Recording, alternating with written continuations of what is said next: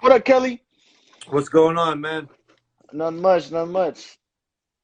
How's everything going over there? Where are you at? You in I'm in Texas right now, Grand Prairie. Yeah, okay. let me set this thing straight. This is Yeah, I've been trying to work with mine too, man.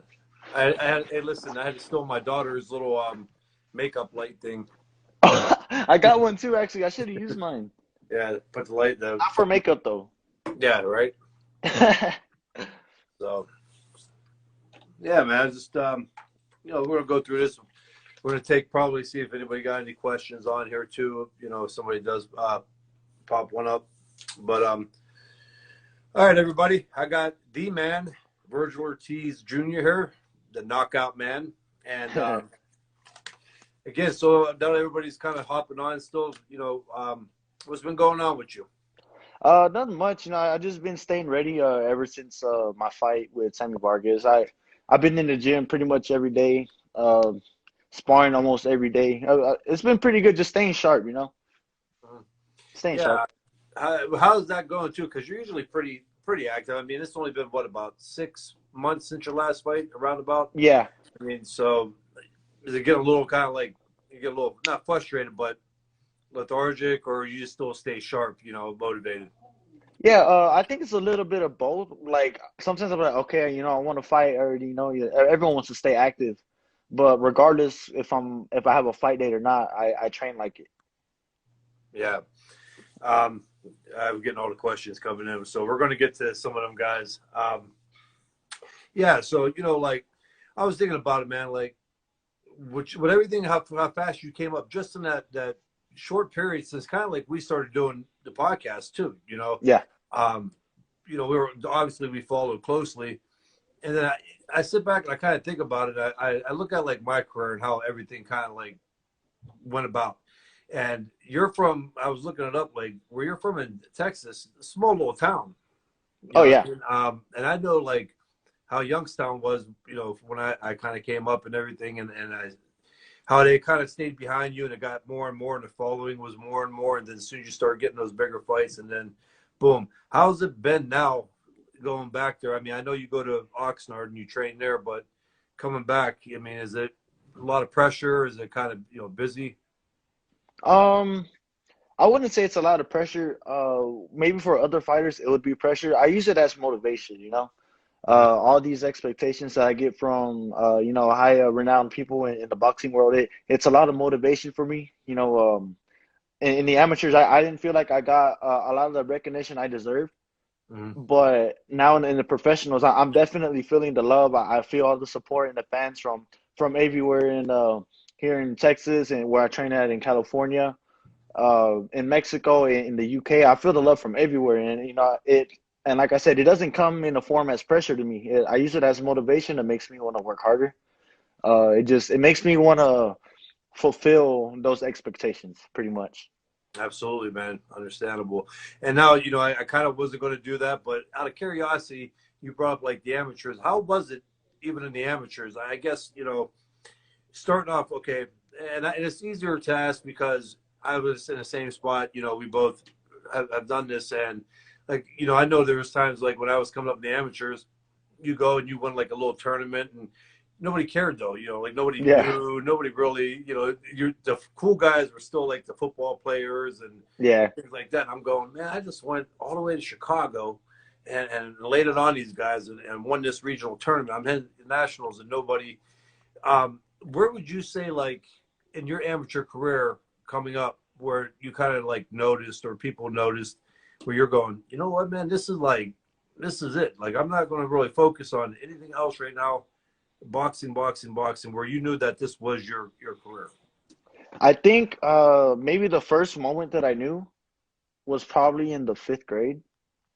And I know it's kind of young, but Yeah. I've always known. I've always known. I had a teacher tell me one time, I guess I couldn't do my homework or something because I was boxing, because right after school I ran and then I trained, and then sometimes I'm just too tired. I'll eat and I'll just go straight to sleep. And I couldn't do my homework because I was boxing. She's like, boxing is just a hobby.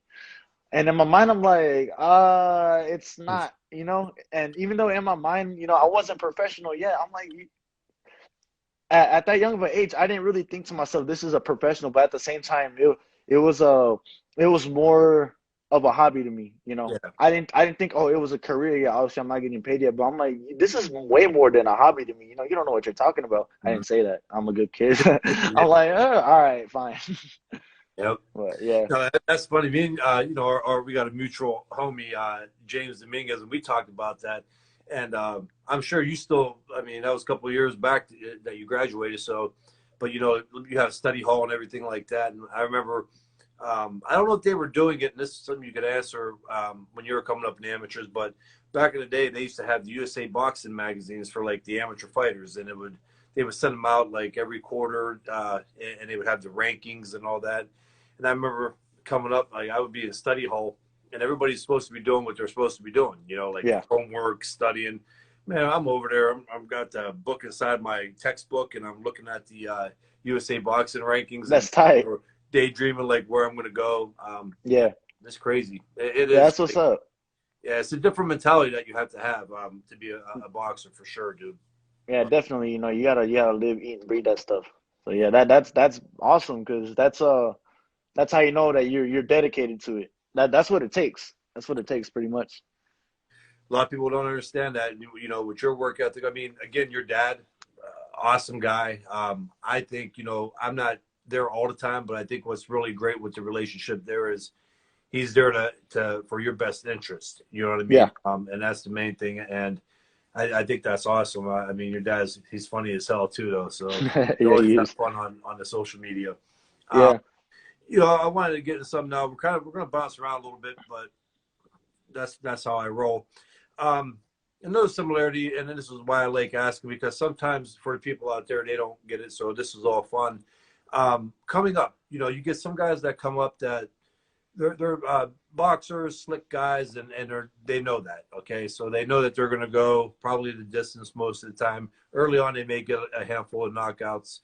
The path that you're coming up, and I may have to bounce back, but the path that you're coming up, you start off with guys that, yeah, you're supposed to beat, as we all do, yeah. and you knock them out, and then your level has gone up and up and up and up, and some guys that you fought, what was his name? I think it was Mauricio Herrera. I mean, that guy fought top guys, and what did you Yeah. say with them? Okay, and you go in there and you wipe them out. I believe three, and 3. Yeah. so at this point now coming up, when you know that you got the knockouts and they're kind of tagged you as a knockout power puncher, I know there's pressure like when you go in there against the guys that you're supposed to beat and the pressure's there to knock them out. Has that, when you started climbing the ladder now at these last couple fights with the guys that you've been in there with, is that still like before the fight? Is that like, I want to knock this guy out, but once the bell rings, does it kind of change?